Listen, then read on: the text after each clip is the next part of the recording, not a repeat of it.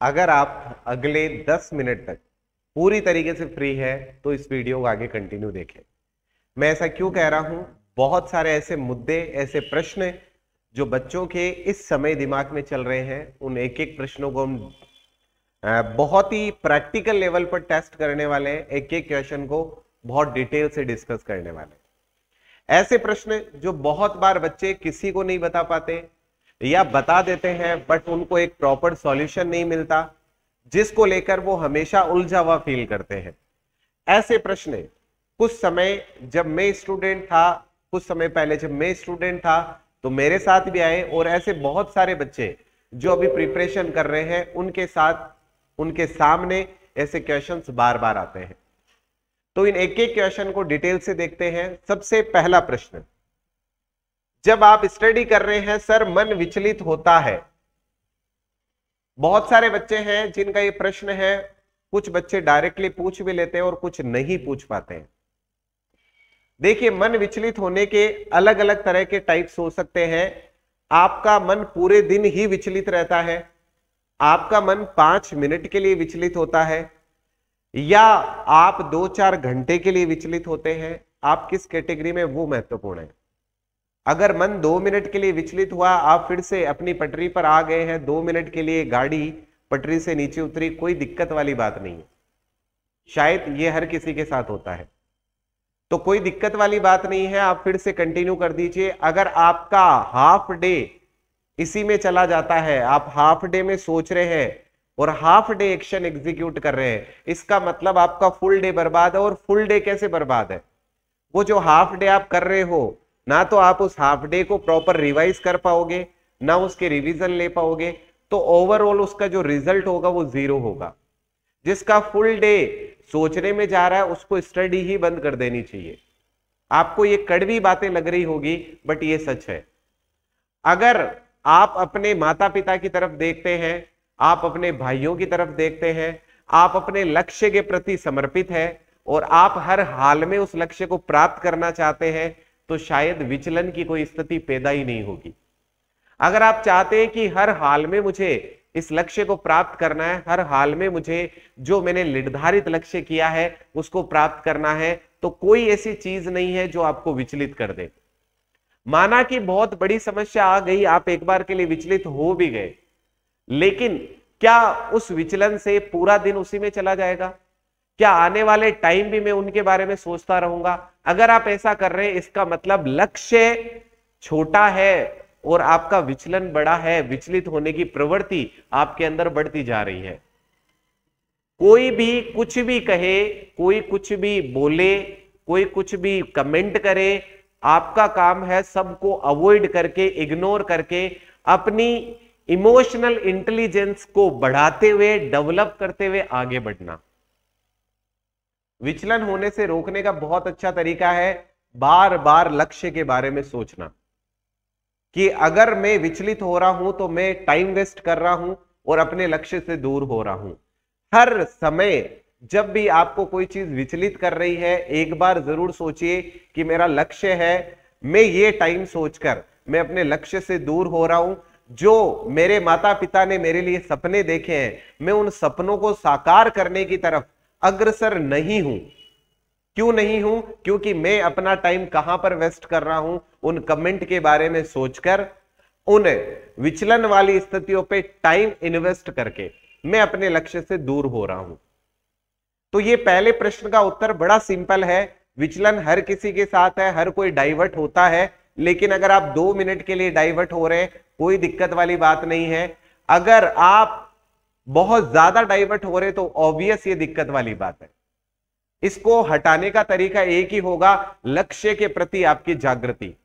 लक्ष्य को पाने के लिए आप 100% जब तैयार हो जाएंगे तो कोई भी चीज आपको डिस्टर्ब नहीं कर पाएगी। अगले प्रश्न की तरफ चलते हैं। अगला प्रश्न है, सर सीईटी या हाईकोर्ट एलडीसी? इस चैप्टर पे, इस प्रश्न पे मैंने पहले एक वीडियो बनाया था। आज फिर जिन्होंने वो वीडियो नहीं देखा उनके लिए एक स्ट्रेट लाइन बोलूंगा। अगर आप पीछे मैथमेटिक्स पढ़ चुके हैं, साइंस पढ़ चुके हैं, आप साइंस मैथ इनके बारे में अच्छी नॉलेज रखते हैं, तो आप दोनों एग्जाम के लिए जा सकते हैं। अगर आपकी साइंस अच्छी नहीं है, मैथ्स अच्छी नहीं है, तो अपने मन को विचलित ना करें, प्योरली फोकस करें हाईकोर्ट एलडीसी पे। ठीक है, तो बहुत सिंपल आंसर है। अगर मैथ्स और साइंस आपका अच्छा है तो आप सीईटी के लिए प्लान कर सकते हैं, अदरवाइज टाइम वेस्ट ना करें, फोकस करें हाईकोर्ट एलडीसी पे, क्योंकि एग्जाम के बीच में नियर 1 मंथ का जो गैप है वो है, तो ये बड़ा टाइम नहीं है, आपको बहुत सारी चीजें करनी है। अगला प्रश्न आता है हमारे पास, सर करंट जीके कितना व कहां से पढ़े?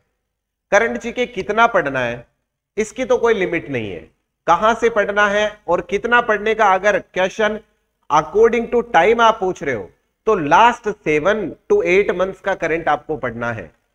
7 to 8 मंथ्स का मतलब क्या हो गया सर? आप जनरली आप ऐसे ले लीजिए कि जुलाई 2022 से फरवरी 2022, लगभग ये वाला जो टाइमिंग है इसका आपको करंट देखना है।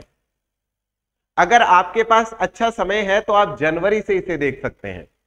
जनवरी 2022 से फरवरी 2022 तक का लास्ट 1 ईयर का, लगभग 1 ईयर का आप जीके करंट अफेयर ले सकते हैं। सर ये कहां से पढ़ना है? अगर आप पहले से ही मूमल, क्रोनोलॉजी, इनमें से कोई एक बुक अगर आप लेते आ रहे हैं मंथली, तो आप उसी में से पढ़िए, क्योंकि आपने पहले उस पर टाइम इन्वेस्ट किया है, तो कहीं ना कहीं उसको रिकैप करना इजी रहेगा, तो आप उसी से पढ़िए। सर मैंने आज तक पढ़ा ही नहीं है, तो आप कोई भी एक वार्षिकांक की बुक ले लीजिए जिसकी लैंग्वेज आपको समझ में आती है, क्योंकि हर वो बुक जो आपके करंट अफेयर की बुक है जो आप मार्केट से लेके आएंगे, उसमें नियर 80% कंटेंट सेम होगा। कोई भी बुक आप लेके आएंगे उसका 80% कंटेंट आपको सेम मिलेगा।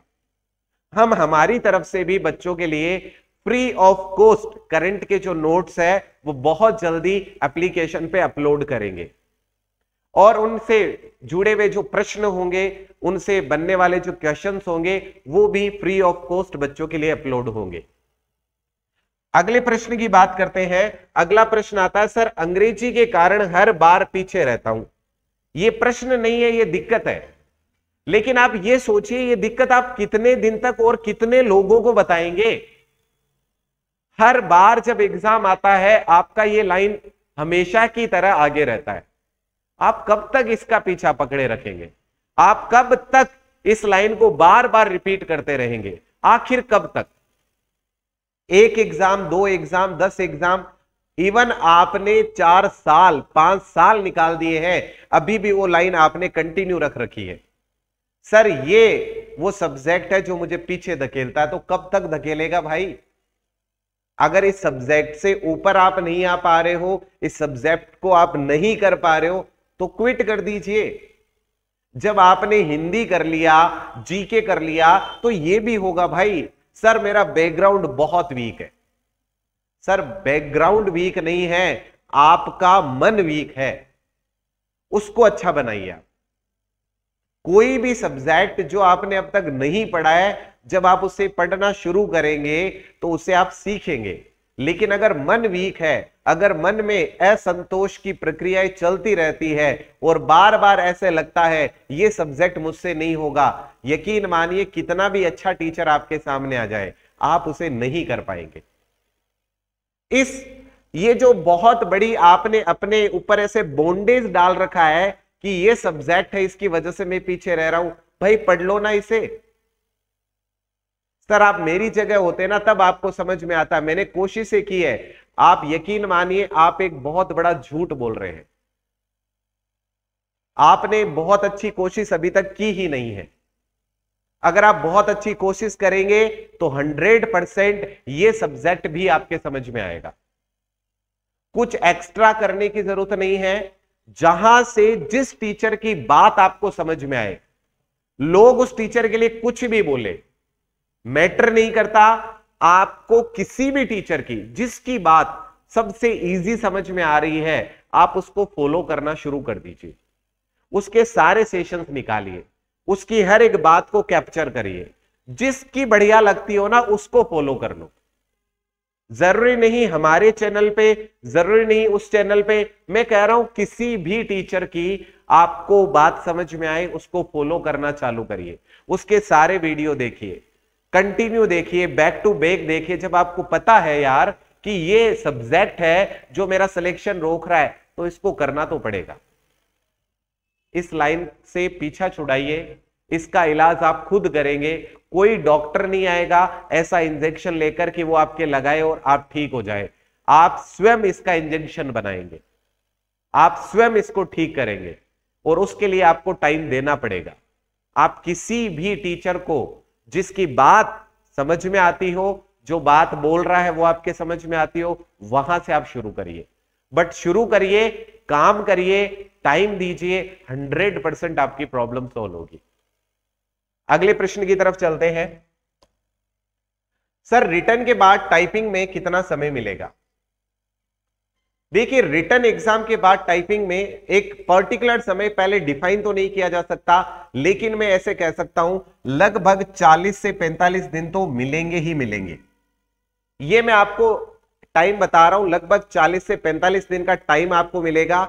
एक जो रिटन एग्जाम की डेट होगी और एक जो टाइपिंग की डेट होगी उसके बीच में लगभग ये टाइम मिलेगा। सर मैंने अभी तक स्टार्ट भी नहीं किया, तो कब करेंगे? करिए अब स्टार्ट। सर मेरी स्पीड 40-45 आ रही है दोनों में, क्या मुझे अभी टाइपिंग कंटिन्यू रखना चाहिए? अगर 40-45 है तो आप कुछ दिन के लिए रुक सकते हैं, रिटन पर ज्यादा काम कर सकते हैं। सर मेरा रिटन बहुत अच्छा है लेकिन टाइपिंग मैंने स्टार्ट नहीं किया, तो आपको टाइपिंग स्टार्ट करना ही चाहिए, भले आप 1 घंटे करें, 1.5 घंटे करें, आपको करना चाहिए। अब ये जो टाइपिंग वाला जो प्रश्न है इसके बियॉन्ड, सर मैं टाइपिंग स्टार्ट कर रहा हूं 30 दिन हो गए अभी स्पीड नहीं आई है। एक बहुत अच्छी बात बताता हूं और ध्यान से सुनना, स्पीड तब तक नहीं आएगी जब तक कॉन्फिडेंस नहीं होगा, जब तक मन एकाग्रचित नहीं होगा, जब तक आप फुल्ली अपने आप को मेंटेन करके उस सिस्टम पे नहीं बिठाएंगे, तब तक स्पीड नहीं आएगी। और जब बिल्कुल ऑनेस्टली आप सिस्टम पे बैठेंगे, ईमानदारी के साथ टाइम स्पेंड करेंगे, वो भी बच्चे हैं जिन्होंने 15 दिन में 30, 40, 45 स्पीड किया है, और यहां पर बहुत सारे बच्चे हैं जिन्होंने 30-30 दिन में 40-40 स्पीड की है। और मैंने बहुत टाइम पहले एक बच्चे का स्क्रीनशॉट, आपको 2 डेट्स का स्क्रीनशॉट मैंने शेयर किया था, सिर्फ 39 डेज में 43 की स्पीड उसने मेंटेन की थी। तो बहुत सारे ऐसे एग्जाम्पल हैं। आप कितना डेडिकेटली उसके लिए टाइम निकाल रहे हैं, कितना डेडिकेटली उसको कर रहे हैं, उस पर टिका है कि आपकी स्पीड कितनी इंप्रूव होगी। और कुछ टेक्निक्स है जो धीरे धीरे आपके सामने हमारे वीडियो में आ रही है, किस तरह से करना है, क्या करना है, कैसे करना है, कौन सी की यूज होगी। आप उस बारे में इतने प्रश्न क्यों अपने दिमाग में रखते हैं? क्या होगा सर एग्जाम में, कैसा लेआउट आएगा? अरे भाई अभी बात सिर्फ टाइपिंग सीखने की है, तो इतने सारे प्रश्न कहां से आ गए? सर ये पूरी एरर काउंट होगी, हाफ एरर होगी, अभी ये प्रश्न जानने का टाइम नहीं है, अभी है लेआउट को समझने का टाइम, अभी है फिंगर को सेट करने का टाइम। इतने सारे प्रश्न जो है उन सभी का उत्तर आपको मिलेगा रिटन एग्जाम के बाद, क्योंकि वहां समय होगा सिर्फ टाइपिंग का। तो ये कुछ महत्वपूर्ण प्रश्न थे आपके, और अगर और भी कोई महत्वपूर्ण प्रश्न आपकी तरफ से है जो आप जनरली नहीं पूछ पाते, कमेंट बॉक्स में आपका स्वागत है। अदरवाइज आप हमारे एप्लीकेशन में भी अपना प्रश्न जो है उसे पोस्ट कर सकते हैं। मैं पूरी कोशिश करूंगा आपके साथ आने वाली जो प्रॉब्लम्स है उनको कैसे सॉल्व किया जाए, उनके लिए क्या सॉल्यूशन हो सकते हैं, उनके लिए हमारी टीम के साथ मैं पूरी तरीके से कोशिश करूंगा कि आपकी प्रॉब्लम सॉल्व हो। तो मिलते हैं नेक्स्ट वीडियो में। अगर आप चाहते हैं हमेशा ऐसे ही प्रॉपर आपके लिए सॉल्यूशंस मिलते रहे तो इस चैनल के साथ आप कनेक्ट हो सकते हैं। अगर आपको वीडियो अच्छा लगा है तो आप इसे उस दोस्त के साथ शेयर कर सकते हैं जो इनमें से किसी प्रॉब्लम से होकर निकल रहा है। Thanks a lot.